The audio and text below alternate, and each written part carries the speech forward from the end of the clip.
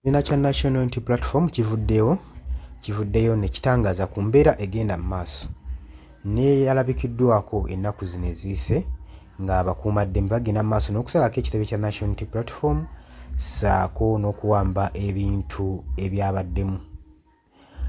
Okusinziira ku Pulezidenti Robert Kyagulanyi Ssentamu wa National Unity Platform agamba embeera eno yabadde ku kitebe wali eri ku ssomero lya National Unity Platform School of Leadership ewali e Kamwokya ng'oluvannyuma lw'okubanga omulembe lugiimu eno ya Raidings n'eyingira agamba baatutte ebitabo byonna ebyabadde mu library, computers zonna ssaako ne t-shirts ne materials endala ku shops zonna eza National Unity Platform.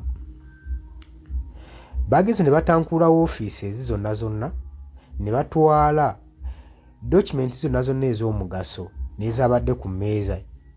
Tebaalesseewo wadde ka single document ne ku notice board. Babreakinze ne bayingira enzizi zonna ne basa glasses zonna ng'era akabonero akalaga omulembe omutiitiizi nga ye Robert Kyagulanyi Ssentamu bw'akisiteetinze. Era avuddeyo ne boogera ku ngeri lwaki bagenda mu maaso ne bakola bino. Golowooza lwaki? Ngenda kuba mbikuwa n'ekigendererwa kyabwe kye kiriwa.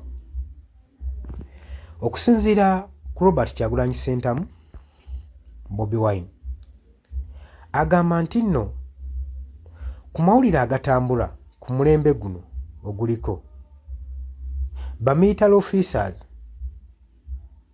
bagenda mu maaso n'okuba nga bakola effujjo ku kibiina kya National Unity Platform ng'effujjo eryalabiddwako ku kitebe wali eri ku headquarters ne ku ssomero erya leadership erya National Unity Platform kwegamba bigenda mu maaso n'okuba nga akabonero akakoowoola n'okubajjukiza nti ebiri ebyaliwo emabega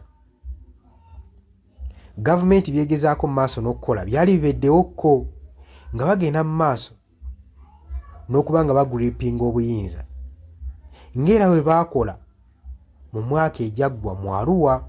Robert Kyagulanyi Ssentamu yatugamba agamba bino bye baakoze tusuubira bo okupulantinga ebyokulwanyisa, okuteekawo ebyokulwanyisa mu kibiina kya National Unity Platform ne ammunitions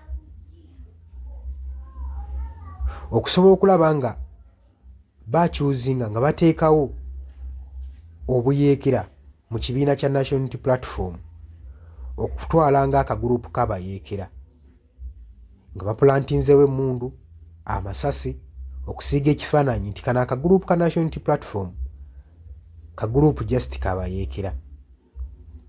Era ng'ekigendererwa kyabwe kyekuba nga baagala badisqualifyinga obutagenda mu kalulu ku mulembe guno, obutagenda mu kalulu ka 2026 olw'okutya n'okusirisa ab'ekibiina kino ekya National Unity Platform. Robert Kyagulanyi Ssentamu wati wasiteetinze agamba gavumenti eno nga weeri entiitiizi ebyo bisuubirwa okukolebwa kubanga kati tulaba bayingidde buli woofiisi ne basaasa endabirwamu ne bawamba buli documenti owatali wadde avunaanyizibwa mu woofiisi ebyo teri wa National Unity Platform yabaddewo ng'ebikolwa bino bigenda mu maaso by'okuba nga batalaga woofiisi ez'ekibiina. Ekigendererwa kiba ki? Abagambye temwewuunya nnyo okulaba nga bavuddeyo nga bagaba basanzeemu emmundu n'ebyokulwanyisa ebirala basobole okuteekawo embeera eyo okusobola okuwamba omukulembeze okusobola okuba nga tajja kukiika mu kalulu ka 2026 gene elections kuba kyekisinga okubatiisa ng'era bye baakikola gye buvuddeko emabega mu Arua olw'okupulantingamu ebyokulwanyisa. Embeera eno twabagamba dda egenda ng'egenda mu maaso wabula nga mmwe mulina okwebeereramu okulaba ki kye muteekeddwa okukola.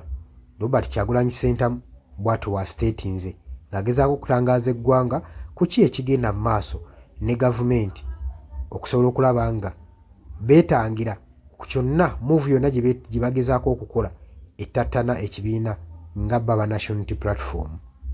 Oli ku Yugi Updates TV kosinzo bango tuuliriza era nga nkutegeeza nti okola kyamaanyi nnyo okwekumira ku mayengo gano wabula gwe atannatweyungako okkirira wansi waliwo ekigambo subscribe kikooneko ojja kuba nga otwegatako bulungi nnyo. Mbagaliza olunaku olulungi mweraba. Osobola okujja mu comment section n'otangaza ggwe olowooza bino waaki bikolebwa, kigendererwa ki gavumenti kyeyina mu kino ekyokusalako ekitebe kya National Unity Platform, kigendererwa ki kyeyina. Jangu otangaze mu comment section, mbanirizaako nnyo.